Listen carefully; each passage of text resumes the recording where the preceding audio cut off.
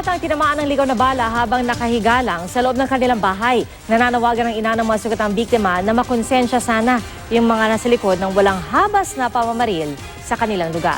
Yan ang tinutukan ni Von Aquino. Ito ang bakas ng balang tumama sa bahay ng pamilya Toriente sa Gagalangin, Tondo, Maynila kagabi. Ang mga balang tumagos sa dingding at kabinet, tumama rin sa magkapatid na 1 at 5 taong gulang pa lamang.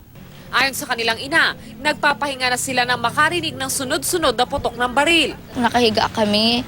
Tapos mamaya sunod-sunod na biglang may nagpaputok.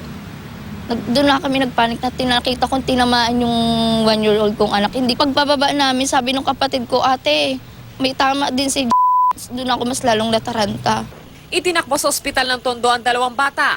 Inilipat sa ospital ng Maynila ang 5 taong gulang na bukod sa tinamaan ng bala ay nagka-fracture din sa braso. Pumasok yung bala sa loob ng tiyan. Ando pali, ina-observan pa siya ngayon.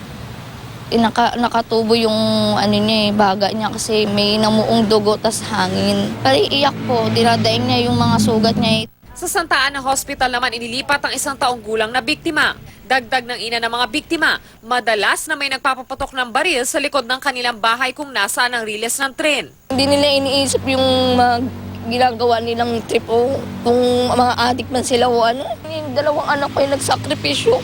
Nagsasagawa na ng investigasyon at follow-up operation ng mga pulis para mahuli ang nagpaputok ng baril.